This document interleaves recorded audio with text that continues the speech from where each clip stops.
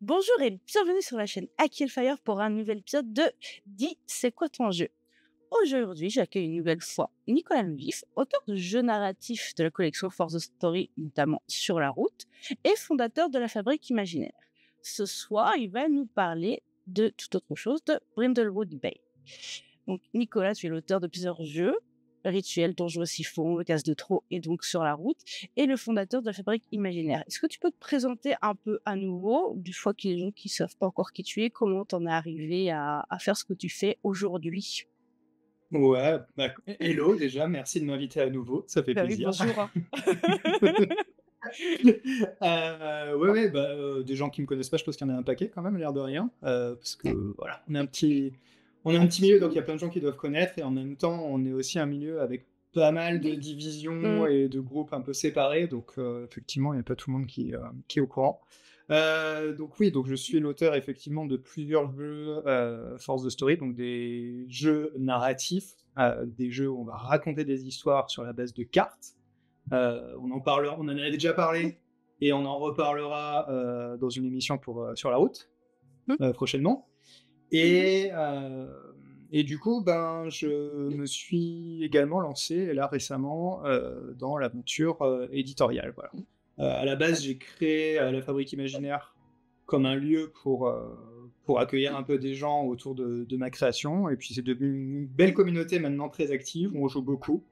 D'ailleurs, on mettra des liens, je pense, pour les gens qui voudraient venir jouer avec nous, tester les protos, etc. tout sera en Ce sera assez commentaire. chouette. Ouais, voilà, exactement.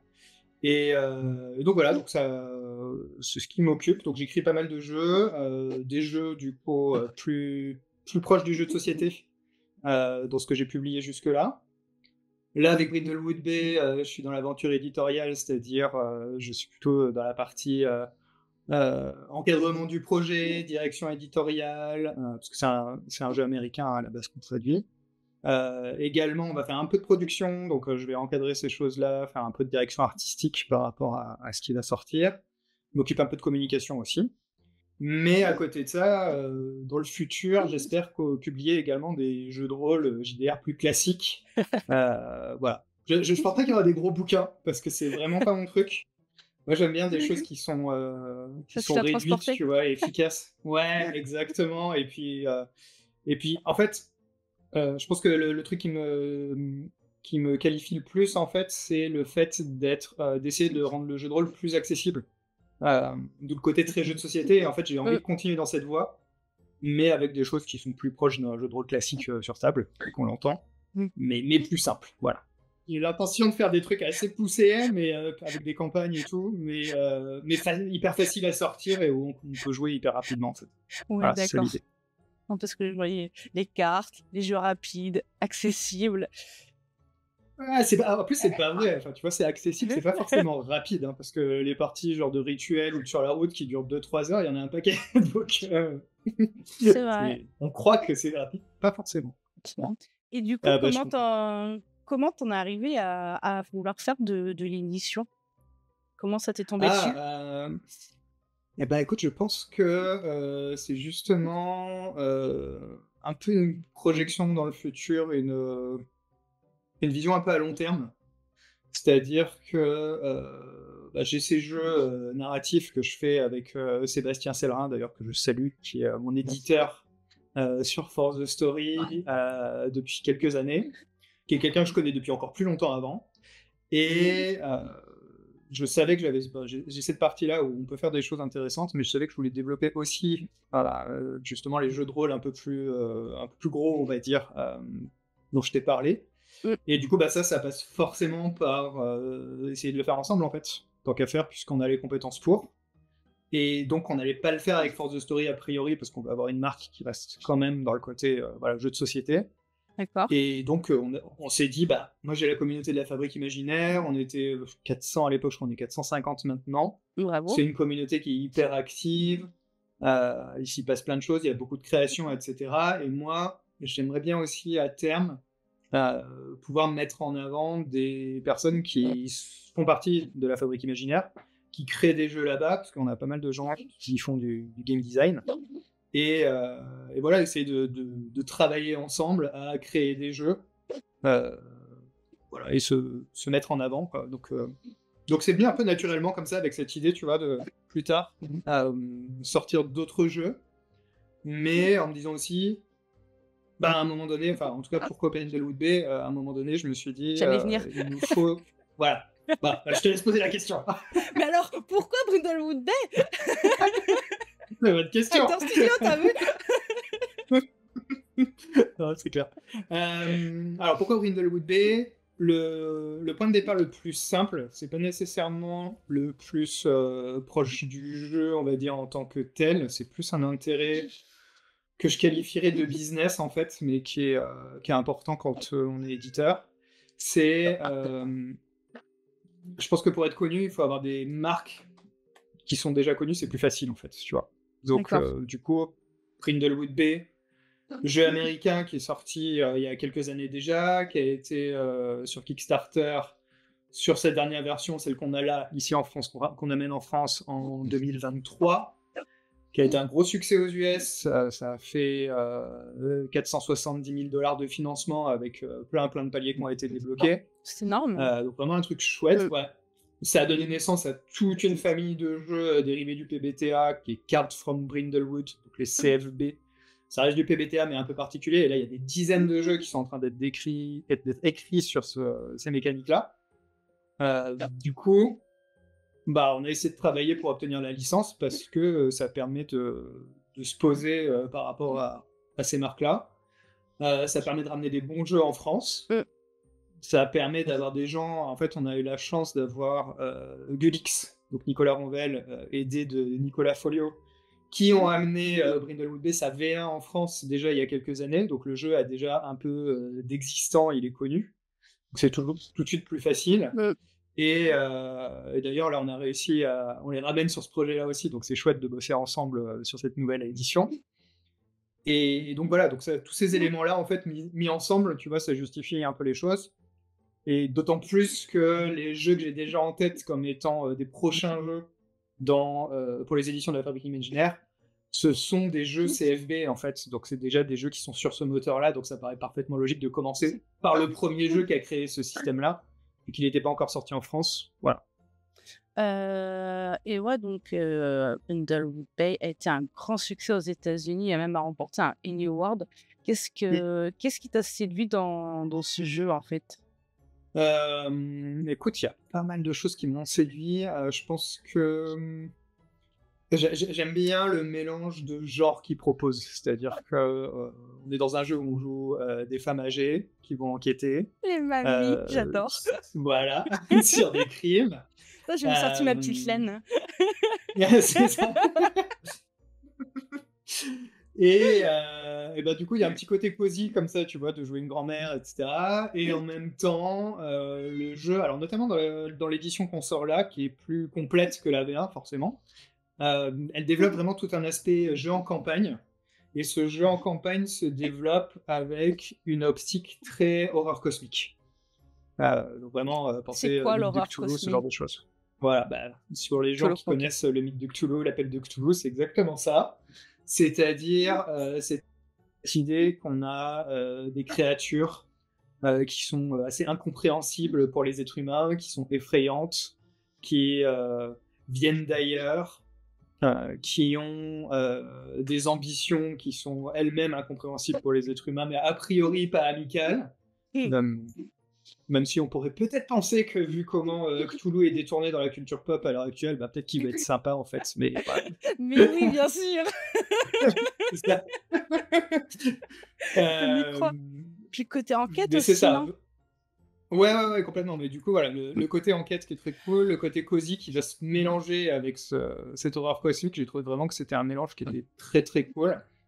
Et puis plein de mécaniques qui sont super chouettes, en fait. Le PBTA, c'est déjà mon système de cœur au départ, avec Apocalypse World, et j'ai beaucoup joué à des PBTA, et là les CFB, donc cette nouvelle famille, c'est très très chouette aussi. Ça permet de ramener un truc qui va sans doute parler aux gens qui font du jeu de rôle tradi et qui peuvent être un peu gênés par le PBTA, notamment avec son côté très émergent, vraiment à fond, tu vois, genre pour Apocalypse World. tu crées les persos et après tu fais que poser des questions aux gens et en fait c'est comme ça que tu vas construire l'univers, etc. et amener des complications. Et là c'est vrai que ce nouveau système, on va être entre ça et on va avoir aussi des scénarios en fait, des mystères. Du coup ça je pense que ça peut se rapprocher un peu plus du JDR tradi, c'est-à-dire de pas tout improviser totalement. D'accord. On parle d'enquête émergente, mais c'est quand même semi-émergent en réalité, parce qu'on a des choses sur lesquelles s'appuyer en quantité largement suffisante. Et même, je trouve une approche différente du scénario qui est très chouette. Et Voilà. c'est quoi la différence vraiment avec le PBTA et les CFB, c'est ça? Ouais, tout à fait.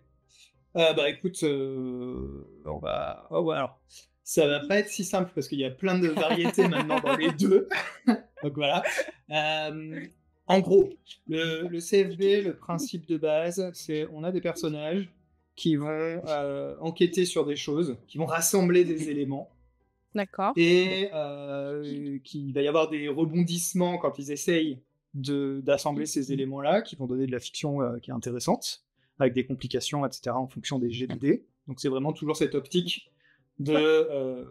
on réalise des actions dans des situations, et on va résoudre ça à l'aide des moves. Donc nous, dans Brindlewood 2, on a appelé ça des rebondissements, parce qu'on s'est mis du côté de... on est vraiment en position d'auteur, tu vois, donc on va créer un rebondissement dans l'histoire. Il y a d'autres jeux qui traduisent ça comme des manœuvres. Et du coup, donc on va résoudre ça comme les PBTA. Hein. Vraiment, on est dans une situation, on va jeter les dés, on va voir comment ça va faire évoluer la situation. Donc ça nous crée toute l'histoire, toute la narration. Mais là, la spécificité, c'est plutôt que d'être comme souvent dans du drama, en fait, c'est beaucoup ça, hein, le PBTA, c'est vraiment des moteurs à drama en grande partie. Oui. Je généralise, hein, je préviens, il y a plein de PBTA différents, il y a plein de CFB différents, donc c'est des généralités. Là, on va être plutôt dans l'idée de rassembler des choses, d'avoir un mystère ou une aventure que le MJ va nous présenter. Et du coup, on va rassembler ces éléments-là et arriver à une situation de conclusion. Dans Brindlewood Bay, c'est géré par un rebondissement qui s'appelle émettre une hypothèse. Et là, quand on est dans une enquête de crime, l'hypothèse qu'on va émettre, c'est qui est le coupable de ce crime-là pour déterminer l'issue. Donc parfois on a une bonne réponse, parfois pas, mais voilà, c'est vraiment le propos. Et après, il y a des jeux qui en dévient légèrement, alors qu'ils sont pas encore sortis. Mais je sais par exemple qu'il y en a qui sont en cours de rédaction, comme Planet Reagan, par exemple. On va jouer des casses dans un univers un peu rétro-futuriste, tu vois, un peu à la... comment ça s'appelle, Cinquième élément. Non, après Cinquième élément, c'était quoi le film qu'il a fait, Valérian. Voilà, un peu ce genre d'univers, tu vois, où on va être dans de la SF sur des planètes, etc. Et on va faire des casses un peu la Ocean's Eleven. Donc, des trucs cool. Et là, au lieu d'enquêter, en fait, dans ce jeu-là, on va rassembler des éléments pour faire notre casse. Et du coup, au lieu d'émettre une hypothèse à la fin, on va faire le déroulé du casse, en fait, avec les éléments qu'on a récoltés. Donc voilà, c'est un peu, tu vois, ce principe sur le CFB, c'est on va récolter des choses et on va les utiliser pour faire quelque chose après à la fin. Ok, je ne connaissais pas, merci. Voilà, je suis partie un an, voilà. Ouais. Je suis en mission d'évangélisation et d'explication. Je vois. Bon, Brindlewood, le cœur du jeu repose sur les maîtresses du crime, c'est comme ça qu'on appelle les petites mamies, à un groupe de femmes âgées. Comment cette particularité crée-t-elle un ton unique et comment ça permet d'aborder les enquêtes par rapport à un JDR normal? Ouais, tout à fait. Bah, ça change. Alors déjà, c'est cool parce qu'on a l'habitude des investigateurs classiques, tu vois, dans les appels de Cthulhu, etc. Donc c'est vrai que de jouer des mamies, c'est quand même assez cool comme truc. Déjà parce que ça permet des scènes très, très, très différentes. Moi, j'adore toutes les... Bah, déjà, j'adore le petit côté cosy, justement, tu vois. Genre, quand on commence une enquête, donc un mystère dans ce jeu-là, on va commencer par faire des petites vignettes cosy. Donc on va raconter comment nos mamies, elles sont en train de faire leurs activités dans leur maison, etc. Donc ça, c'est toujours très chouette. Ensuite, on va avoir une manière de mener l'enquête, en fait, qui est un peu différente. Tu vois, on peut jouer sur les clichés, sur la manière dont la société se représente, en fait, ces personnes âgées. Et du coup, jouer aussi avec comment dire, l'avantage de l'âge, qui est de pouvoir critiquer les PNJ, se moquer d'eux, rentrer dans leurs affaires, etc. Mais bon, t'es Le une mamie, cliché, tu vois. oui. Donc, ouais, c'est ça, mais tu vois, genre, t'es une mamie, donc du coup, c'est pas la même Oui. chose que quand tu joues ton investigateur en mode film noir, machin, couvert de cicatrices, etc., tu vois, dans un truc Oui. un peu tendu. Là, ça a un côté rigolo qui est vraiment chouette. Et c'est marrant, du coup, c'est marrant aussi quand t'es MJ de jouer la réaction des personnages qui est très différente face à des mamies par rapport à ce qu'elles seraient dans d'autres jeux, tu vois, avec des investigateurs On plus classiques, respecte quoi. ses anciens. Et non, mais tu peux trop jouer avec ces trucs-là. Enfin, pour le nombre de mamies qui draguent des petits jeunes aussi derrière qui Oui, jouent les cougars, enfin, tout celles à fait. qui font des trucs acrobatiques alors qu'on s'y attend pas du tout. Enfin, il y a plein de trucs possibles, tu vois. Donc tu peux vraiment jouer à contre-emploi et faire des choses qui sont Mmh, pas du tout dans l'imaginaire qu'on a sur des grands-mères, quoi. ouais. Bah, par rapport à mon expérience, hein, voilà, qui est pas très riche, j'ai joué au Obattian Panic, donc c'est le même Ouais. principe, on joue des mamies et c'était vraiment très, très rigolo et du coup, là, j'ai du mal un peu à associer le très, très rigolo avec, l'horreur cosmique. Qu'est-ce que ça donne? Ah! Ouais. Non, mais c'est vrai que ça fait un décalage. Oui, En plus la DA, donc la direction artistique du jeu, est très cosy dans ses oui. images, tu vois? C'est vraiment très mignon, donc c'est vrai qu'on n'a pas cette, Non, non, cette mais Cthulhu, notion-là on en en fait un tête. familier, quoi. Il y a un peu de ça. Non, ça donne des choses intéressantes. En fait, ça donne, des décalages qui montrent vraiment un grand écart entre, cette vie, tranquille qu'on peut avoir à Brindlewood Bay et des choses qui se passent, bah, vraiment comme un complot, c'est-à-dire, cachées derrière, des choses qui sont beaucoup plus dures, beaucoup plus sombres. Hem, il y a cet aller-retour-là. Il y a ce petit côté où on commence toujours un mystère avec une approche un peu cool, mignonne, et puis on se rend compte que quand même il y a des trucs au fur et à mesure qui sont un peu glaçantes. Euh, mais après, le fait de jouer des grands-mères, ça permet aussi de changer un peu ce Dédramatisé? rapport à l'horreur Oui. cosmique. Tu vois, c'est quand même pas tout à fait fait de la même manière qu'avec d'autres personnages, quoi. Mmh. Le, ce que le jeu contient, euh, il y a quand même tout un truc sur, enfin, une grosse partie du jeu en fait qui est sur l'obscur complot. Donc tu as plusieurs sectes possibles. Tu as plusieurs enfants de Perséphone, parce que l'objectif des méchants, c'est d'invoquer un enfant de Perséphone. Donc il faut vraiment Mais penser qui est à un monstre à la Cthulhu, Perséphone? quoi. Perséphone. Alors Perséphone, c'est la fille d'une déesse grecque de Déméter Ouais, et qui s'est retrouvée mariée avec Hadès. Donc les gens qui OK. ont joué aux jeux vidéo Hadès connaissent très bien Perséphone, Déméter, etc.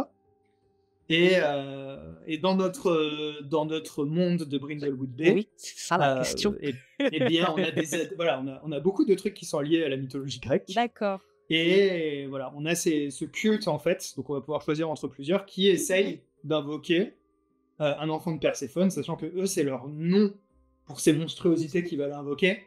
On n'a pas du tout une partie où c'est la déesse qui arrive et qui dit oui, ça c'est mon enfant que vous essayez d'invoquer. En fait, c'est vraiment eux qui se font une idée de ça, tu vois, parce qu'il y a des trucs. euh, Alors, spoiler, attention, pendant 30 secondes, je vais spoiler à mort. Mais il y a des choses du type, il y a un des enfants de Perséphone, par exemple, c'est le chaos rampant, donc c'est très très proche des trucs à la Lovecraft, etc. Donc t'as vraiment des choses crades, effrayantes, gore, etc. Donc OK. on est très loin de Perséphone tel qu'on l'imagine, tu vois. Bah, je me disais Ouais, bien, d'où ma question. ouais, c'est ça. Heu, Et donc voilà, donc je termine juste sur ce petit truc peut-être. Ouais, est-ce que tu as oui, des questions par rapport à la conspiration? bon, est-ce qu'il y a des choses à dire maintenant ou c'est mieux de découvrir en jeu? C'est une bonne question.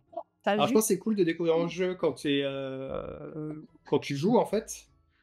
Après, enfin quand tu joues une mamie, quand tu es gardien, je pense que s'il y a un truc à savoir pour les gens que ça intéresse en fait, qui auraient envie de prendre ce rôle-là et qui se demandent comment Mmh. ça se met en place, est-ce que c'est guidé. J'ai dit qu'il y avait plusieurs sectes qui sont proposées, je crois qu'il y en a, de mémoire, il y en a 6.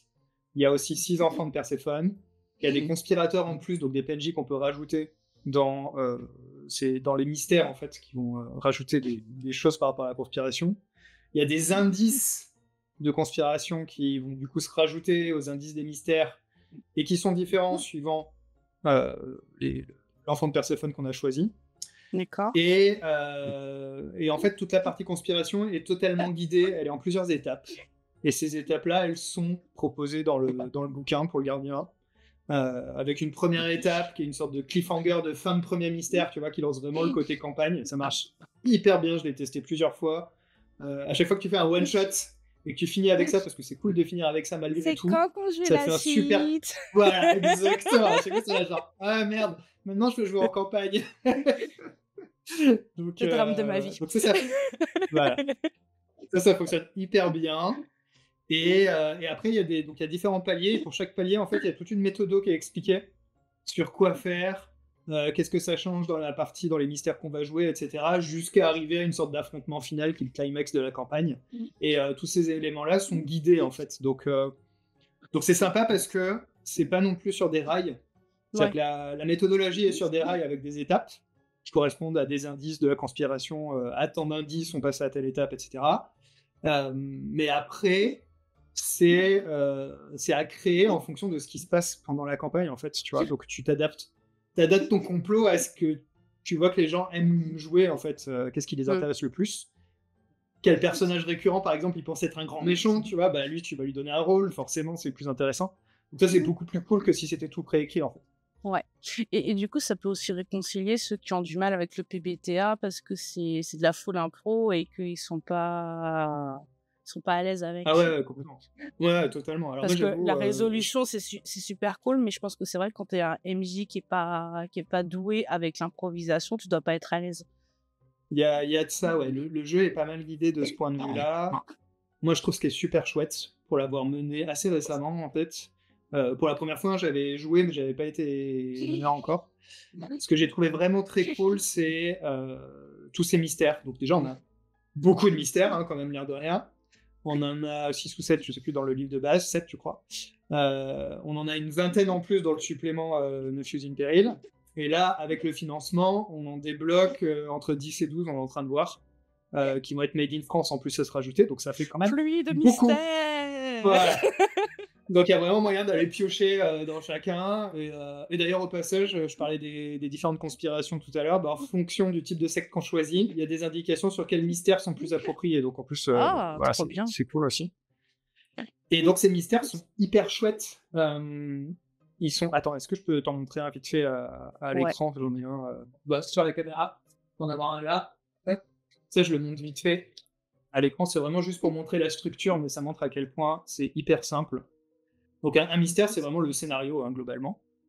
Et il va consister en 2 ou 3 feuilles A4, comme ça. Ok. Donc très petit. Là, j'ai une introduction avec à chaque fois une question d'ancrage pour relier les personnages à l'intrigue. Je vais avoir, alors je passerai sur ça après, je vais avoir les suspects qui sont présentés ensuite en un tout petit paragraphe et une petite citation pour les incarner facilement. Je vais avoir ensuite ici les différents lieux avec à chaque fois une question planter le décor qui va permettre deux choses, à la fois de faire en sorte que les joueurs et les joueuses puissent personnaliser le décor de leur histoire, en fait, faire que l'histoire elle soit un peu à eux, et en même temps parfois, et très souvent, ce qu'ils vont rajouter dans le décor, ça va te servir pour faire des complications. Parce qu'ils aiment bien se rajouter des complications, tu vois. Donc ça, c'est hyper pratique comme truc. Le joueur de JDR est masochiste, Sachine. Complètement. Bah, il a raison, hein, le drama, c'est trop cool. Oui. Et ensuite, ici, on a les indices. On a une vingtaine d'indices à chaque fois par scénar, sachant que généralement, les gens vont en récolter entre 6 et 9, donc on a de quoi faire quand même, on a de la marge. Et là, on a les indices de conspiration, les indices abyssaux, qui généralement, on va en récupérer un ou deux par mystère. Donc là, c'est pareil, on en a largement plus. Et le seul truc dont j'ai pas parlé, c'est ici, les moments. Donc les moments, c'est des mini-intros de scène. Des petites intros de scène, des scénettes en fait que tu peux utiliser soit comme transition entre deux scènes, tu vois, quand tu vois qu'on est trop dans l'action et qu'on décrit plus vraiment le contexte, etc. Tu reviens là-dessus, tu fais une petite description dans le décor, tu fais une transition entre deux scènes avec ça, ou même tu l'utilises parce que souvent c'est très utilisable comme complication. T'as pas d'idée, tu regardes dans les moments s'il y a pas un truc et en fait souvent il y a quelque chose que tu peux glisser avec d'autres PNJ à ramener, une situation voilà, que tu peux glisser dans l'histoire facilement, quoi. Donc c'est chouette parce que, allez, ça prend quoi, 20 minutes à lire avant une partie. Ouais. t'as rien d'autre à préparer et go, en fait, tu vois? Tout est là, donc c'est C'est super le chouette. ping. Mmh. Oh là Et là. c'est du scénario, donc c'est pas du Bah 100% oui, impro. et Mmh. oui. Bah, peux-tu nous expliquer comment ce système de narration partagée fonctionne concrètement lors d'une enquête, de la C'est gestion des indices jusqu'à la phase où les joueurs doivent émettre une hypothèse? yes. Donc c'est un jeu d'enquête, ça tu l'auras compris. Non, sérieux? Voilà. Ah, C'est un des je sais pas, j'étais pas là, rebondissements hein. donc c'est un des rebondissements principaux du jeu, qui va être mener sa petite enquête et donc voilà, donc ça c'est vraiment le rebondissement qu'on va utiliser le plus souvent et qui va nous permettre de récolter des indices. Donc on a vu qu'il y avait une liste d'indices. Donc le principe c'est on va jeter les dés et on va voir si on a un indice, si on a un indice avec une complication, si on a une complication ou si on réussit vraiment bien à 12+, on va avoir un indice et un indice de conspiration même qui va nous permettre d'avancer sur la conspiration. Donc comment ça va marcher ensuite? Eh bien, le gardien va prendre dans la liste de ses indices un indice qui l'intéresse et il va le contextualiser. Donc les indices, ils sont pas nécessairement très précis sur... Enfin, ils indiquent pas, par exemple, où est-ce qu'ils se trouvent. Les indices, on peut les trouver à peu près n'importe où, dans tous les lieux. Ils pointent pas non plus vers un suspect en particulier. En fait, on peut les faire pointer vers quelqu'un ou ne pas les faire pointer. Et ils sont souvent suffisamment vagues. En tout cas, le jeu demande de les contextualiser. Je te donne un exemple. Attends, je vais en prendre directement depuis la fiche du mystère. Donc, par exemple, si je te dis une série de chiffres écrits sur un bout de papier. Voilà, ça, c'est un des indices tel qu'il est écrit. Donc, une série de chiffres écrits sur un bout de papier. On peut avoir à un moment donné une de nos maîtresses du crime qui enquête à un endroit et qui va trouver cette série de numéros qui est écrit sur un bout de papier à côté d'un téléphone, par exemple. Oui, mais Donc elle peut chez qui? C'est imaginer que... important, chez qui? Voilà, exactement. Elle peut imaginer ce genre de choses. Ça peut être quelque chose qui va être caché dans une statuette, par exemple. Voilà, qui pourrait être comment dire, révélateur, par exemple, d'une combinaison d'un coffre qu'on voudrait ouvrir ou ce genre de choses. Ça pourrait être aussi quelque chose qu'on entendrait, par exemple, en passant un coup de fil, par exemple, à un suspect ou en entendant quelqu'un qui parle, qui prononce cette séquence de chiffres en boucle, tu vois. Je sais pas, on va Quelle idée. visiter... Ouais, c'est ça, mais tu vois, des gens bizarres sur la plage où ces chiffres ont été écrits dans le sable, ou je sais pas. Enfin, en gros, on peut en faire vraiment ce qu'on veut. Il peut être même tatoué sur le bras d'un des personnages, d'un des suspects. Du coup, voilà, faut vraiment tordre ces indices-là, en faire vraiment quelque chose qui correspond à la situation dans laquelle Ouais. se déroule l'enquête, au moment où ce rebondissement est activé. Et du coup, voilà, l'adapter au maximum. On a, alors je sais pas si tu as vu ça passer, parce que je sais pas si tu t'es renseigné beaucoup sur le jeu, si tu as vu des discussions dessus, mais il y a souvent des remarques de gens qui disent oui, je comprends pas, le jeu nous demande d'être vague sur les indices ou de pas pointer vers un suspect. Et ça, c'est quelque chose qui est complètement faux. Hein. Si vous entendez ce bruit-là à propos du jeu, c'est pas du tout vrai. On contextualise vraiment les indices de manière précise et on peut parfaitement pointer sur tel suspect un indice, dire par exemple que j'ai entendu un PNJ qui dit j'ai entendu une dispute entre tel et tel personnage, ben ça c'est un des indices et il les nomme, par exemple. Il n'y a vraiment pas de souci de ce côté-là où il y a une histoire de demande d'exclusion d'une succession. Bah, soit on ne dit pas qui c'est, soit j'ai vu que tel suspect doit être exclu de la succession. Du coup, ça lui donne un mobile pour avoir commis le crime. Et ça, c'est pas un problème du moment que le gardien n'a pas décidé qui était le coupable. Parce qu'il ne peut pas décider qui est le coupable, en fait, dans ce jeu-là. Donc, il va pointer certains indices vers certains suspects, d'autres indices vers d'autres suspects. Et il va se passer un truc qui est très logique dans les enquêtes, c'est qu'on va avoir des fausses pistes, des gens qui essayent de se piéger, tu vois, ce genre de choses, en fait, des coups montés, etc. Donc ça colle parfaitement au Il y a genre, des en fait. traîtres? Ouais. Oh là là. Mais du coup, si le narrateur, il ne choisit pas qui est le coupable dès le départ, qui est le coupable? Ah, très bonne question. T'as vu? Et ben c'est là qu'on arrive. Ouais. C'est là qu'on arrive à la fin d'un mystère. Donc tous les mystères, ils sont livrés avec une difficulté. Bon, une difficulté qui est entre 6 et 8 généralement. Qu'est-ce que ça veut dire cette difficulté-là? En gros, à la fin d'un mystère, quand les maîtresses du crime décident qu'il est temps qu'elles ont assez d'éléments pour désigner un coupable, en gros, elles se rassemblent et elles vont discuter pour émettre une hypothèse sur ce qui a bien pu se passer. Donc là, elles vont reprendre les indices.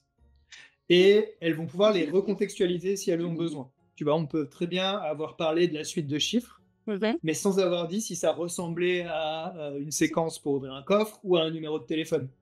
Et là, à ce moment-là, ils vont pouvoir dire « Ah ouais, donc la séquence de chiffres là qu'on a vue, c'est le numéro de téléphone de machin. » Donc ça nous fait un indice pour prouver que c'est lui qui a appelé ou que tu vois qu'il y a tout un truc qui peut s'enclencher en termes de manière dont on va relier les différents indices et dont on va leur donner plus de sens, en fait, en rajoutant des éléments de contexte.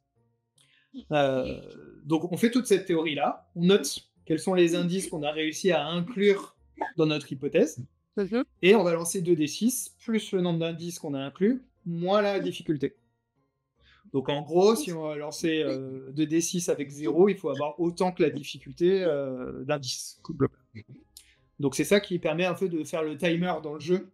Donc tu sais, si tu as une difficulté de 6, bah, en gros, tu veux récolter généralement au moins 6 indices, tu vois. Tu peux tenter de faire un truc un peu chaud en y allant avec moi. Le jeu t'autorise à tenter de répondre à la question si tu as la moitié de la difficulté en nombre d'indices. Si c'est difficulté 6, tu peux tenter à partir de 3 indices. Tu vas te foirer, mais tu peux tenter. Et après, il n'y a pas de max. Voilà. Donc on rassemble les indices, on fait le jet, et ce jet-là va nous dire si c'était une bonne réponse ou pas. Donc ça peut être parfaitement c'était le bon coupable et on procède. Ça peut être le bon coupable, mais il y a une complication du genre il fuit ou ce genre de choses, et du coup il faut essayer de le rattraper, etc. Il peut y avoir plein de complications qu'on peut imaginer. Il a été assassiné lui-même, ou je sais pas, il sort une arme à ce moment-là pour se défendre. Enfin voilà, il peut y avoir plein de trucs. C'est crippant. Une arme. C'est ça. Et ça peut être, moi ce que je préfère, c'est quand c'est un échec. Parce que là c'est vraiment cool comme truc. Quand c'est un échec, du coup, ça va être pas la bonne réponse. Donc, le gardien va jouer une réaction. Donc lui, il a plusieurs trucs qu'il peut faire, dont une des meilleures qui est tuer un des suspects. Donc ça, c'est toujours très sympa, on fait un gros rebondissement dans le mystère, dans l'enquête. Et du coup, montrer en fait avec cet événement-là pourquoi c'est pas la bonne personne qu'elles ont accusée. Voilà. Après, soit on coupe là, le jeu nous dit normalement, on peut continuer l'enquête, mais pour pouvoir mettre une nouvelle hypothèse, il faut récolter au moins un nouvel indice. Pour expliquer, tu vois, comme dans un film, genre, on s'est trompé, c'est pas lui, il y a quelqu'un qui en est mort. On peut imaginer des scènes où les personnages sont dégoûtés, tu vois, où voilà, c'est terrible, il y a un enterrement, machin, tout ça. Et puis on relance l'enquête parce qu'on découvre un nouvel indice et ah ouais, mais en fait on s'est complètement planté. C'était pas du tout ça qu'il fallait comprendre, c'était complètement autre chose en fait. Et du coup là on va pouvoir refaire une nouvelle théorie avec les mêmes indices mais revus de manière différente, les nouveaux indices qu'on a chopés, etc. Je parlais tout à l'heure des critiques qu'on entend souvent sur le jeu. Il y a une autre critique que j'entends souvent par rapport à ça, c'est ça sert à quoi d'enquêter si tout est géré par un jet de dés. Genre c'est hyper déceptif. À ça je réponds deux trucs. C'est la passion de l'enquête, de chercher. C'est ça, c'est ce qui les anime. Non, mais je comprends complètement. En fait, il y a deux trucs. Déjà, on a dit que c'était des PBTA. Le principe des PBTA, c'est qu'on joue pour voir où est-ce que ça va nous mener, en fait, pour être surpris par le jeu. Donc, si on est OK avec le principe même du design de ces jeux, normalement, il n'y a pas de souci. Mais il faut l'intégrer. On n'est pas là pour avoir une réponse qui est déjà donnée à l'avance. C'est vraiment au cœur de ce design-là. C'est la surprise pour tout le monde, y compris pour le gardien, et c'est très, très chouette d'être surpris, de jamais avoir de joueurs qui sont en train de piétiner parce qu'ils vont pas au bon endroit, ils n'ont pas la bonne piste, ils interrogent pas la bonne personne. Là, c'est totalement impossible en fait que les joueurs piétinent dans Brindlewood Bay. Ça avance tout le temps. Donc c'est vraiment très très facile d'enquêter. Et ensuite, donc par rapport au jet de dés à la fin, c'est pas vrai en fait que tout se gère sur un jet de dés et que c'est du hasard complètement. Parce que par exemple, si tu as beaucoup d'indices ou pas du tout, bah tu vois, statistiquement, moi je sais que j'ai une difficulté de 6 et 6 indices, je vais être à 0. Si j'ai 12 indices, et bah j'ai presque aucune chance de rater mon jet de dés en fait. Et en fait, ça sera logique parce que j'ai quand même 12 indices qui me pointent vers ce suspect. Donc c'est complètement logique que ça soit lui, tu vois. Alors que si j'en avais que 3, bah évidemment que je balance des hypothèses un peu en vrac parce qu'en fait, j'ai très très peu d'éléments, quoi. Donc voilà, il y a un côté statistique qui colle à la réalité de ce qui s'est passé dans la fiction. T'as peu d'indices, t'as beaucoup de chances de te boiter. T'as beaucoup d'indices, t'as toutes les chances que ça réussisse. En plus de ça, on a une mécanique dans le jeu qui s'appelle coiffer une couronne, qui est une petite mécanique sur les fiches de C'est perso. pour moi, ça. Et du coup, voilà. Et ça nous permet, quand on en coche une, donc il y en a un certain nombre, c'est un peu comme des points de vie, mais un peu narratif comme truc. C'est-à-dire qu'on a 2 types de couronnes, la couronne de la reine et la couronne des abysses. La couronne de la reine, ça va nous permettre de raconter des épisodes de notre personnage, des flashbacks de sa vie, etc., ou des situations un peu à côté de l'enquête. Et en échange de ce petit truc, on va pouvoir améliorer le degré de réussite de son jet de dés. Donc si c'était un raté, ça devient une réussite avec une complication. Si c'était réussite avec complication, ça devient une réussite complète, etc. Donc là, du coup, tu vois, même sur la fin, en fait, où on résout l'enquête, on peut encore, on a une agentivité, en fait, on peut décider que non, on ne veut pas rater l'enquête, donc on va cocher Je une vais couronne. coiffer ma ben voilà. couronne Exactement. et je vais dire c'est moi qui ai raison. Voilà, exactement.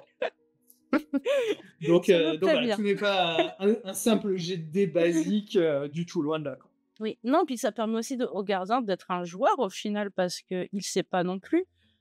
Ouais, moi je trouve que c'est ça le plus chouette en fait. En réalité, c'est hyper plaisant de juste suivre les personnages, de voir où est-ce qu'elles vont, avec qui elles vont discuter, où est-ce qu'elles vont choper des indices, fouiller des lieux, etc. Et après arriver avec leurs théories et pas savoir du tout. Bah, moi j'ai aucune idée à chaque fois quand les joueurs se lancent, et en fait c'est toujours hyper chouette de voir toute cette créativité, tu vois, et c'est vraiment de l'enquête là pour le coup, parce qu'en fait ce truc où on a récolté des indices et du coup on essaie de réfléchir à partir de ça qu'est-ce qu'il a pu se passer, bah c'est un travail d'enquêteur en fait, tu vois, c'est complètement ça en fait, donc ça colle parfaitement. Mais oui. Voilà. Et question totalement à côté, on parle que de Ouais. Mamie depuis tout à l'heure, mais on peut jouer des papis aussi? Alors le jeu le permet pas à la base, voilà, Ah, c'est comme ça, d'accord. c'est l'ADA, c'est des Ok. mamies. Après, bah, je pense Est-ce pas que c'est que bloquant? qui que ce soit va t'interdire, tu vois, de faire ça. Non, c'est pas bloquant, je veux dire. Non, pas du tout. Non, pas du tout. Mais c'est vrai, bah, c'est vraiment la DA du jeu et je pense qu'il y a un côté. Bah, j'ai envie de dire les gens qui se disent j'ose pas ou je sais pas comment et ça. J'ai tenté avant d'essayer de faire autre chose. Tenter la proposition originale parce que c'est toujours chouette, quoi. Oui, non, mais il faut pas qu'il s'arrête à ça, c'est ça que tu veux dire. Non, non, complètement. On a parlé des GD, de la réussite, mais on n'a pas parlé de l'échec. Si on rate son enquête, tu vois, qu'est-ce qui se passe? Oui, qu'est-ce qui se passe? Bah, Tout le du monde coup, meurt? donc j'ai dit, ouais, Manger par Cthulhu? bah, on s'est trompé, il peut y avoir un assassinat, etc. En fait, ce que je voulais dire par rapport à ça, si j'ai décrit ce qui se passait, mais ce qu'on n'a pas vu, c'est l'intérêt narratif en fait de la chose. En réalité, c'est hyper cool d'avoir ce rebondissement qui nous montre que on a pu se tromper complètement et qu'on va devoir aller vers autre chose. C'est d'autant plus intéressant si c'est votre premier mystère. Et je l'ai fait plusieurs fois là, ou si vous êtes sur une partie en one shot. Parce que si après ça, vous avez le petit cliffhanger de la secte qui arrive derrière, l'échec de on s'est raté et on a été doublé par la secte, tu vois, où tu donnes au gardien la possibilité de dire et ouais, vous êtes fait doubler, et en fait, le vrai tueur, on le retrouve dans une scène en off au milieu de la secte qui se révèle, etc. Ça rend super bien en fait, tu vois. Et du coup, ça lance vraiment Oui, non, les joueurs et les persos dans ce truc de ouais, on s'est fait avoir. puis t'es chaud Mais pour te venger et continuer, quoi. Voilà, exactement. Donc c'est cool de tenter l'échec. Voilà. Je vous conseille. Ok. Et du coup, ces mystères, c'est en mode one shot ou en fait chaque mystère peut se faire sur plusieurs sessions par rapport au mode campagne? Alors, tu parles de durée? Ouais. Enfin, Ouais. comment est définie la campagne par rapport à tous ces mystères? Oui, alors la campagne, elle va durer un certain nombre de mystères. Les mystères eux-mêmes, ils durent une séance. Ça dépend de la durée des séances, hein, j'ai envie de te dire. Si tu fais des séances de 2 heures ou de 4 heures, c'est forcément pas pareil. Ça dépend des Je joueurs, pense que souvent. ça ouais, aussi du blabla, de à quel point ils vont faire d'autres scènes à côté et pas enquêter. C'est un petit conseil pour les gardiens d'ailleurs que j'applique et qui marche bien quand ça se passe, c'est, de demander aux joueurs, «Qu'est-ce que vous faites pour votre première scène d'enquête?» et même de demander à une personne, «Toi, qu'est-ce que tu fais pour ta première scène d'enquête?» et comme ça, tu mets direct les personnes dans Sur la scène. l'idée de: Ouais. «OK, là, je suis là pour enquêter, en fait, c'est une scène d'enquête», tu vois? Donc ça marche plutôt pas mal. C'est un tout petit twist comme ça, mais ça Ouais. fonctionne bien. Ouais, tu Hem, recontextualises. ouais, exactement.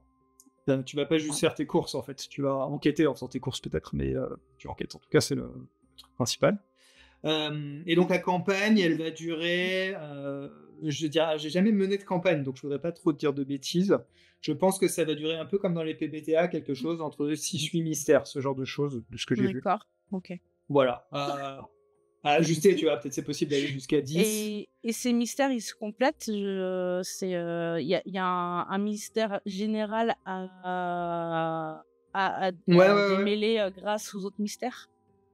Alors, c'est pas tellement dans ce sens-là. Encore qu'il y a des mystères qui sont très bien pour commencer. Un père à la mer, il est idéal parce qu'il est dans un lieu qui est réduit. Ça se passe majoritairement sur un yacht, en fait, où tu enquêtes. Donc, forcément, tu vas pas partir dans tous les sens. Le huis clos a cet avantage, en fait, quand on débute, d'être beaucoup plus simple. Euh, et après, il y a d'autres mystères qui sont plus intéressants quand on va avancer dans la conspiration, qu'on va avoir plus de fantastique. Il y a des mystères qui sont plus fantastiques aussi. Donc c'est bien de les garder. Tu vois, plus ils sont bizarres, en fait, plus ils collent à de la campagne plus avancée. Mais il n'y a rien qui dit il faut faire dans cet ordre-là, etc. C'est complètement OK. modulable en fonction des envies. Il y a des mystères dans les livres de base et il y a des mystères dans Noctius in Peril qui sont à l'extérieur et qui sont très différents. Je pense qu'on va en parler. Donc il y a vraiment moyen de piocher de ce côté-là. Et si dans une campagne donnée, on va pas refaire 2 fois le même mystère, il y a aucun problème de recommencer une campagne avec un même mystère à un moment donné, parce qu'en fait, pour avoir joué déjà certains mystères plusieurs fois, ça n'a rien à voir quand tu les rejoues, en fait. Donc Ouais, c'est la ouais, ouais, rejouabilité vraiment, est là. ouais, ouais, elle est vraiment là, quoi. Parce que au contraire, même tu t'amuses à réinterpréter les PNJ d'une manière un petit peu différente. Si c'est les mêmes joueurs, eux, ils ont en plus pas du tout envie de faire la même chose, donc ils vont aller faire l'enquête de manière différente. Et comme les indices, ils sont ni positionnés sur des lieux, ni liés à des suspects en particulier, et que Il y a même pas tu de dois les spoil. recontextualiser. Ouais. Genre, je te OK. prends un vase, par exemple, une fois, il va être un vase dans un lieu qui est hyper riche, et la fois d'après, là, je l'ai eu, c'était des morceaux de vase qui étaient dans le crâne de la victime, en fait. Donc, ça n'a juste rien à voir, quoi. Et mais du coup, la fin de campagne, comment penser que c'est la fin? Qu'est-ce qui Et résulte? bah, du coup, ouais, ouais, c'est toute la procédure dont je te parlais tout à l'heure Mmh. d'organisation de la campagne avec l'obscur complot. Donc, on a 4 paliers, et en fonction du nombre d'indices abyssaux qui vont être découverts, on va passer de l'un à l'autre, en fait, au fur et à mesure. Et ces indices Euh, abyssaux, on les retrouve dans chaque mystère? Ouais, tout à D'accord, fait. c'est ça. Dans chaque OK. mystère, il y a des indices abyssaux en plus qui sont fournis, et on en a encore en plus en fonction de qui on a choisi comme secte et comme enfant de Perséphone. Ça nous donne encore une liste en plus qu'on peut rajouter dans ces mystères. Donc, voilà. OK. Intéressant. Alors, le jeu glisse progressivement vers l'horreur cosmique et le Mm. complot des sectes et de l'abysse embaumé. Comment les joueurs et le gardien gèrent-ils cette transition narrative et quel plaisir trouve-t-on à mêler l'ambiance cosy à ces thèmes troublants? Comment ça glisse petit à petit? Ça glisse Ça de manière glisse. chose de plus en plus étrange et de plus en plus violente aussi, quand même, l'air de rien, avec cette prise en compte que certains PNJ qui paraissaient innocents de prime abord se trouvent être impliqués dans la secte. Il y a vraiment tout un travail qui est laissé aux gardiens, mais c'est un travail simple, hein, de choisir du coup quels sont les bons PNJ pour faire des bons cultistes derrière, des bons traîtres, etc. Donc c'est vraiment ce plaisir-là, en fait. Il y a un côté un peu fan service, en fait, hein, où t'écoutes ta table, enfin ton groupe, et du coup tu leur donnes un peu ce qu'ils ont envie, ou tu les frustres si tu veux, tu vois. Mais il y a c'est de la création collaborative aussi là-dessus, même dans ta prep, en fait, parce que t'écoutes ce qui s'est passé, Et du coup, bah, quand tu t'amènes ces éléments de l'obscur complot, tu essayes de faire en sorte que ça plaise à ton groupe, quoi. Et tu prends en compte des théories qu'ils ont pu élaborer, etc. C'est vraiment le jeu où, tu sais, quand on dit ah, j'avais prévu un truc et mes PJ sont partis complètement ailleurs, bah là, tu passes ton temps à écouter tes PJ, donc ils partent jamais ailleurs parce que tu les suis en permanence. Donc, ça, c'est vraiment cool, quoi. D'accord. Moi, je me demandais aussi, pour ceux qui sont pas à l'aise avec tout ce qui est Cthulhu, et cetera, peut-être que les mamies, tout ça, ça peut rendre le truc un peu plus léger ou pas du tout? Ouais. Oui, tout à fait. Parce que moi, Il y a quand même un je connais côté. des gens qui sont pas du tout à l'aise avec tout ce qui est horrifique ou autre, mais qui rêvent de enfin qui rêvent, c'est un cauchemar, hein, mais J'ai toujours rêvé de mener. Ok. mais non, mais de connaître un peu, d'en savoir plus sur le mythe de Cthulhu parce que c'est très mystérieux et Ah! cetera, mais quand tu es pas à l'aise avec tout ce qui est horreur et tout, ça paraît pas très abordable. Alors est-ce que le côté mamie rend les choses plus smooth? Bah, j'ai envie de dire, ça, c'est une discussion à avoir avec les personnes avec qui tu es déjà dans un Mmh. premier temps, de voir, quels sont les sujets avec lesquels tu es à l'aise, hein. Bon, c'est un jeu, récent, donc forcément toute la partie sécurité émotionnelle, il y a tout ce qu'il faut de ce point de vue-là. Mais bon, il y a rien qui remplace une bonne discussion, Mmh. pour se mettre d'accord sur les thèmes qu'on va aborder, comment on veut les aborder, à quel point on va être dans la violence, et dans des trucs, sombres ou pas.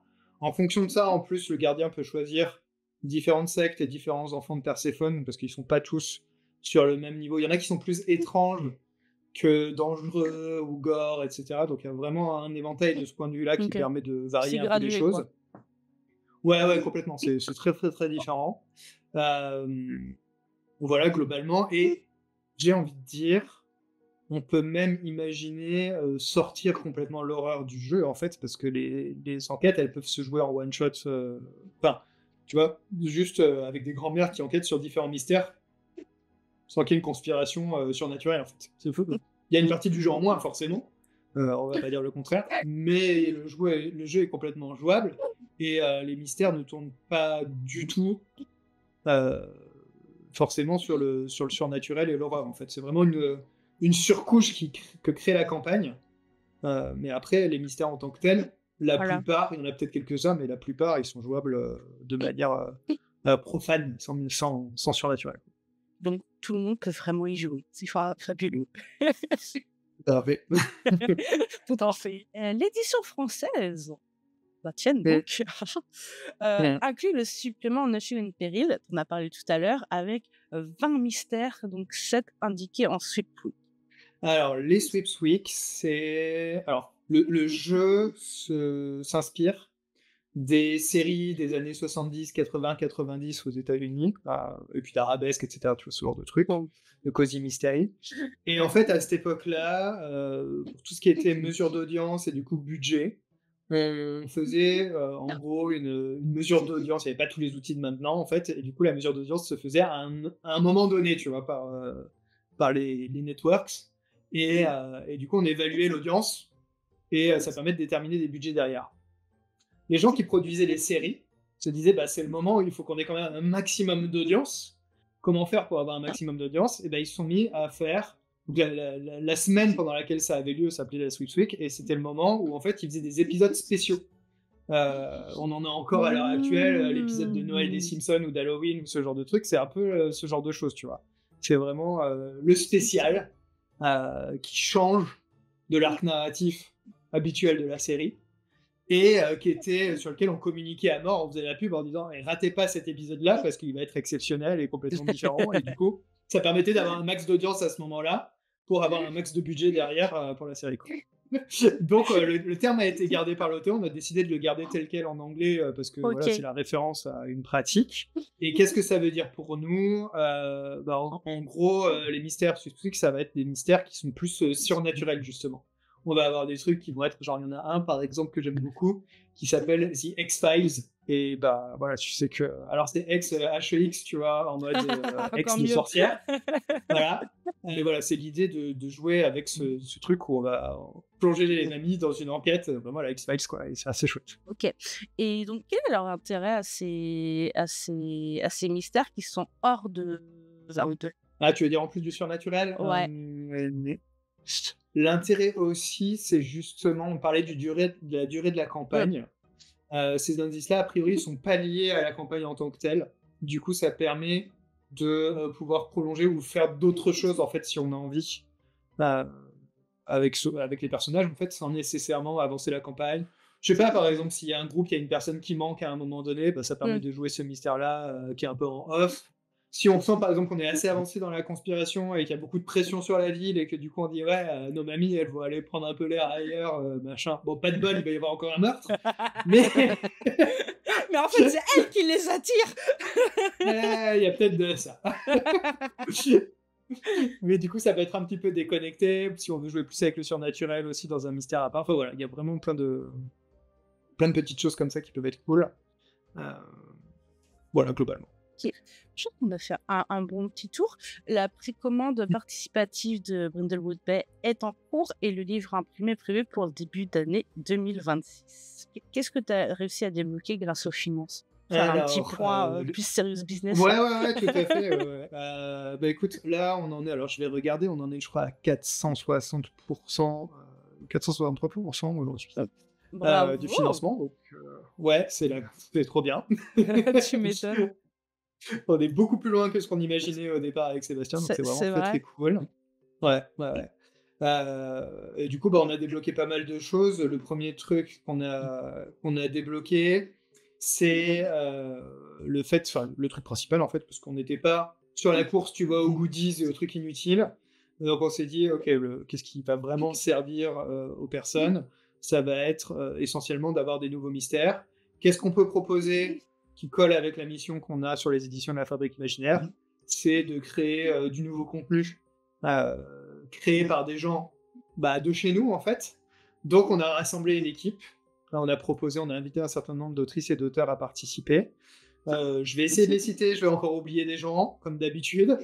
Mais de mémoire, je sais qu'on a alors, un auteur qui fait des trucs indé aussi, mais qui fait aussi du tradi, Cédric Ferrand, qui est assez connu aussi, qui a fait Montgascon, qui est un jeu qui est dérivé de Brindlewood Bay, donc on joue des nonnes dans un couvent et on enquête, donc voilà, il connaît bien le système. Il fait d'autres jeux également chez d'autres éditeurs qui sont très cool. On a comme Martin, on a Globtopus, on a Sandrone Julien Poire, je vais passer à des gens on a Guillaume Janté, on a Kelren, on a des gens qui sont moins connus mais qui écrivent des trucs cool aussi, comme Tourte par exemple, qui écrit lui aussi des CFB. On a deux admins de la fabrique, JB et Aline, avec JB qui écrit un super CFB qui s'appelle Altération, pour jouer tu vois, Annihilation, le film, avec les trucs un peu surnaturels dans la zone, où ils vont dans une zone et il se passe plein de trucs bizarres. Je sais pas si ça te parle comme truc, pas plus que ça, ok. Il y a des gens à qui ça parlera et c'est vraiment très cool comme univers. Voilà, la trilogie du Rempart Sud en bouquin aussi, c'est le même univers. D'accord. Voilà, donc on a un certain nombre de personnes comme ça on a Luc qui a écrit Noblesse Oblige, un PBTA aussi, que Sébastien a produit. Voilà. Désolé pour les gens que j'ai oubliés. Du beau monde. Chris, qui écrit aussi du CFB. Ouais, alors vraiment, il y a vraiment du beau monde. On a débloqué que ça soit illustré par Laetitia Van Gas. Oui, parce que la personne qui a illustré sur la route. Oui, parce que ça allait être ma question suivante, parce que j'avais prévu des questions sur la route sur elle, mais c'est vrai que on n'a pas parlé du tout des illustrations de Brindlewood, et du coup tu réponds à ma question, parce que je voulais savoir si c'était des illustrations originales ou si c'était les deux, du coup. C'est les deux. On a gardé la créa originale sur le bouquin de base et sur The Fuse in Peril. D'accord. Parce que on a un contrat qui dit qu'on doit respecter, on doit utiliser les illustrations, respecter la mise en page, etc. Les licences, tout ça. Voilà. Mais après, il est très bien, un bouquin comme ça, donc il n'y a pas de souci. Et sur la création francophone, du coup, on va bosser avec Laetitia pour amener sa touche graphique qui est vraiment sa touche artistique qui est très très chouette. Enfin, moi j'ai adoré bosser avec elle sur la route. Le résultat est magnifique, je trouve. Donc voilà, donc sur Brindlewood Bay, ça devrait être cool encore aussi. Et Nicolas Folio qui va être à la maquette. Ça me fait penser, j'ai oublié de citer Gulix dans les auteurs, alors que quand même c'est la personne qui a dû amener le plus de Brindlewood Bay, désolé. Et donc Gulix sera aussi parmi les auteurs qui rédigent des mystères sur cette version française. Voilà. Waouh. C'est le truc où tu oublies la personne La plus la plus importante. centrale. Non, mais elle était tellement énorme qu'on ne la voyait plus. C'est ça. Donc voilà, donc une très chouette équipe, donc bien illustrée aussi. Ça va être vraiment, vraiment, vraiment cool. Et puis qu'est-ce qu'on a débloqué d'autre? On a débloqué le fait qu'on payait mieux, on rémunérait mieux les auteurs aussi, Ah, c'est parce qu'on chouette avait, ça. Mm. on avait un salaire classique, on va dire, dans le JDR. Et grâce au financement, on a pu doubler du coup la REM, donc ça c'est cool. Alors, moi, autant qu'auteur, j'y tiens beaucoup Mm. comme élément, ça me paraît parfaitement normal. Et puis le dernier, quand on est arrivé à 400%, c'est le déblocage du coup de la version physique de ce supplément. C'est-à-dire qu'en PDF, il est offert à tous les backers, ça y a pas de Ok. souci. Mais grâce au financement, on va pouvoir en imprimer le minimum pour l'imprimeur, en fait, on a mis un palier minimum, en fait. Et comme on n'est jamais sûr de vendre tout le stock, il fallait qu'on ait atteint quelque chose qui ne nous fasse pas perdre d'argent. Oui. Donc là, ça a été atteint à 400%. Et du coup, ça nous permet d'envisager ça assez sereinement. Voilà. Après, si j'ai un message à faire passer, si effectivement, on a mis un petit prix référentiel sur ce supplément-là, qui est en option, du coup, qui n'est pas dans les contreparties de base, mais qui est en option à rajouter après. Si vous avez ces 15 € en plus pour soutenir la création française, c'est vraiment super cool. Parce que voilà, ça c'est une petite prise de risque, un investissement. On a envie de l'avoir en version papier aussi. Et, et je sais que voilà, les gens achètent moins ça par rapport aux livres de base. Et du coup, on prend un petit risque là-dessus. C'est cool si vous nous aidez à soutenir des autrices et des auteurs indés et nous pour sortir ça, qu'on se retrouve pas avec ça un gros stock sur les bras. Ce serait cool. Tu m'étonnes. Et ce sera la seule impression? Alors on va essayer de faire au plus juste dans l'impression. Donc on a un certain nombre de personnes qui ont pour acheter les bouquins. On va avoir un peu de stock pour les boutiques, pour également l'avoir en vente en ligne, en fait, parce qu'il va y avoir une boutique en ligne. Là, on Oh. va créer le site et on va avoir notre plateforme. Comme les jeux Force the Story, d'ailleurs. Les jeux Force the Story, on peut les acheter directement en ligne sur le site forcethestory.fr. Là, on va avoir un site les éditions de la fabrique imaginaire.fr et on pourra acheter les jeux directement. Donc ce jeu-là pour commencer. Et après, c'est les deux boutiques vont aller ensemble, donc on pourra prendre des jeux Force the Story aussi. Il y a Brave Lion aussi, qui est notre label de Seb sur les jeux de société plus classiques, où du coup on va pouvoir faire un panier avec tout ça et avoir tout qui est envoyé avec des frais de port préférentiels a priori. Donc voilà, ça dépend de toi. Mais ça, c'est chouette de pouvoir mélanger les trucs. D'ailleurs, on a plein de gens qui ont profité pour acheter des jeux Force the Story avec Brindlewood Bay, et ça c'est cool aussi. Il y avait un petit lot à 99 € avec tous les jeux. Je crois qu'il y a quelques personnes qui l'ont pris dans la collecte complète directe. C'est ça. Et d'ailleurs, j'en profite pour dire que on réimprime Rituel dans une version légèrement améliorée. Pas de gros changements, hein. Donc si vous allez à la version 1, vous pourrez rester avec. Voilà. Et pour les gens qui l'ont pas, il est à nouveau dispo et du coup il est dans les options du financement de Brindlewood Bay, donc ça peut être l'occasion de mettre la main dessus. Ah, notez-le. Parce que ça fait 1 an et demi qu'on n'en trouve plus trop, donc voilà. Et du coup, là, aujourd'hui, on est le 14 octobre et il reste 17 jours de... Donc on va voir comment ça va progresser encore. Si on a atteint les 500%, ça paraît jouable. Il y a encore des choses de prévues en palier après ça? Non, on va s'arrêter là. On est très content d'avoir tout atteint, oui. même plus que ce qu'on Vous avait ne prévu au montez début. pas à l'enchère, quoi. Non, c'est pas le but. Oui. C'est pas le but. Ça permet... si on a plus d'argent à la fin, du coup, ça nous permettra d'envisager plus sereinement l'acquisition d'autres licences, tu vois, pour faire d'autres traductions de jeux. C'est vrai que c'est notre premier projet, donc voilà, niveau trésorerie, ça a besoin de se constituer. Donc ça va nous permettre d'envisager ça sereinement et d'avoir peut-être un stock un peu plus important. Oui, j'ai pas répondu à ta question, c'est savoir si ça serait le seul tirage ou pas. Pardon, je parle beaucoup. Mais je réponds pas. C'est scandaleux. C'est scandaleux. Renvoyez-le. Le politicien. Donc, plus on a d'argent, plus on va sans doute imprimer un peu plus pour du coup avoir du stock derrière pour fournir sur le long terme. Après, ça reste des petits tirages quand même malgré tout. Donc c'est pas tout de suite qu'on refera un tirage quand c'est épuisé. Ça c'est certain. en attendant d'entendre vraiment beaucoup de demandes, voire potentiellement d'avoir des mails ou ce genre de trucs, tu vois, de faire une page pour savoir qui veut nous en commander, savoir combien on en aurait éventuellement. Mais voilà, ça c'est jamais évident. Là, tu vois, pour Rituel, on a attendu 1 an et demi avant de le faire, de savoir qu'il y avait vraiment de la demande dessus. Et voilà, c'est toujours un risque supplémentaire. Tu as réussi à financer ta première version, tu n'es vraiment pas sûr de réussir à financer la deuxième. Donc, Ouais. l'air de rien, ça prend du temps, tout ça. Et du coup, même si effectivement on peut faire une page pour refaire une commande d'un deuxième truc, bah, c'est du temps pour ça qu'on aurait pu éviter si les gens l'avaient pris tout de suite et qu'on passe pas sur d'autres projets pour d'autres choses. Donc potentiellement on fait passer d'abord les autres projets avant. Donc ça peut expliquer aussi que ça mette du temps à arriver. Donc voilà, je pense que c'est mieux de le prendre tout de suite si on en a les moyens. Là on a rallongé pour ça en plus, hein, parce que pour le coup on devait finir dans 1h45 minutes, puisque c'était ce soir normalement la fin, et qu'on a prolongé jusqu'à la fin du mois, parce qu'on a entendu qu'il y avait des gens qui nous disaient qu'ils allaient être un peu ric-rac au niveau financier. Ouais. Donc du coup on a commencé à la fin d'un mois où du coup les gens on leur paye, et on va jusqu'à la fin du mois suivant où il y a une paye. Donc peut-être que ça permettra à des gens de l'acquérir. Ok. Exactement. Ou d'acheter le supplément français en physique, ce qui serait, je répète, hyper cool. Soyez français. Et soutenez la production française, c'est clair. C'est ça. Bon, et comment les intéressés peuvent-ils suivre l'avancement du projet et peut-être tester le jeu? J'ai envie de dire la fabrique imaginaire. Ouais, l'avancement du projet gameontabletop.com. Voilà, donc le projet Brindlewood Bay, ça c'est assez facile. Sur également Blue Sky, édition de la Fabrique Imaginaire, où je communique beaucoup sur Blue Sky. Un petit peu sur Instagram aussi, édition de la Fabrique Imaginaire, donc ça c'est assez facile.